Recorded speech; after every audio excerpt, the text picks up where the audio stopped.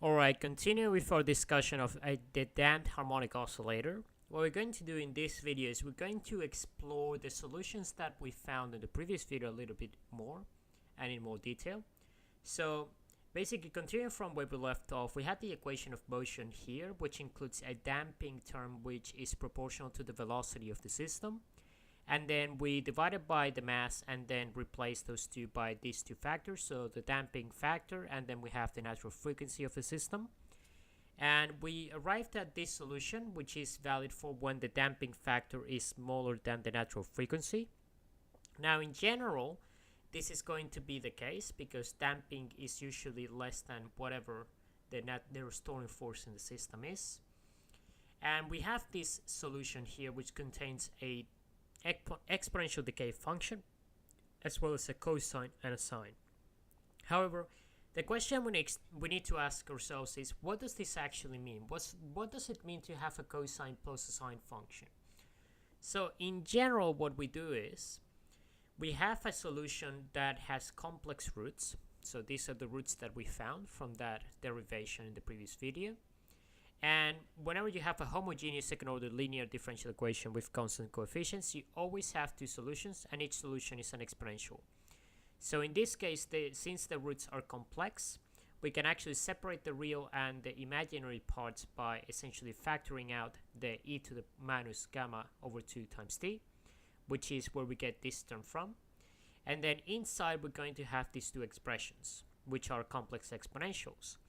Now, if we use the Euler identity, which is decomposing this into a real part cosine and an imaginary part sine, we can rewrite the equation as follows. And then if we expand this out and group the terms containing cosine and sine, we arrive at the following expressions. So essentially, since these two are constants, we can replace them by another constant, big A, and in this case, big C. And then we can replace that even further by making that constant a complex constant that has an imaginary unit attached to it, and we call that b. And that's essentially how we come to this solution that we have already discussed. Now, if we actually look at this form of the equation, we can actually separate the real and the imaginary parts by just taking real and imaginary parts of that function.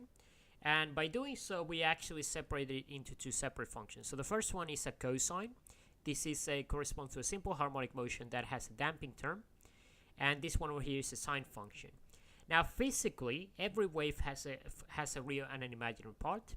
And what the real part represents is the amplitude or the magnitude of the oscillation. So it tells us how large the oscillations or how large the energy is at each instance of time. And phase tells us about the propagation of the wave through a material or through any kind of system. So these are usually going to be cosine and sine, and generally every wave is accompanied by a real and an imaginary part that we can separate in this form. So if we actually plot the two functions together, this is essentially what we're going to get. So the real part, we know that we're going to start off at some amplitude A, because if you plug t equals 0 in here, then this becomes A. And then it is going to slowly decay. And we know that it is a cosine function, but we have this term at the front, which is an exponential decay. So this is actually going to work as an envelope that is affecting these oscillations in a way that it makes them decay over time. And the magnitude of that damping factor is going to determine how fast this rate of damping is going to be. If we look at the phase plot, then since it's a sine function, we're starting at 0 and then it goes off like that. So this is telling you what the phase is compared to the initial position in time and so on. So those are the two parts of this solution.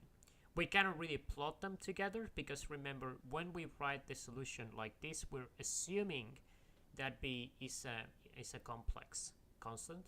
And that's why regularly when you see people simplifying this expression and just writing the cosine is because they're only considering the real part, which contains information about the amplitude of the oscillations in a wave. Okay, so that's basically it. Now that we know that, we can actually look at some limiting cases. So we're going to take the real part of this solution, so the real part of xt, which we know is going to be a times e to the minus gamma over 2t times cosine omega naught t. Now the first thing we're going to notice is that, okay, so if we assume that x0 equals to x naught, which is the initial displacement, then that means that a is equal to that. So immediately we can make a substitution here and we can write this as x naught. Okay, so now the next thing is going to be, well, what do you think happens for the case in which gamma is 0? So if there's no damping, our equation of motion would essentially be this. So we would have x double dot plus no damping term, and then we would have omega naught squared times x equals to 0. And we know that this corresponds to the solution just x naught times cosine omega 0 t, which is just a simple harmonic motion. So in that case, the oscillations do not decay over time. They just continue to move forward, and that means there's no energy dissipation in the system. If we actually let gamma go to infinity, then what's going to happen here is this is going to become incredibly large, so the whole thing is going to come to 0 very quickly.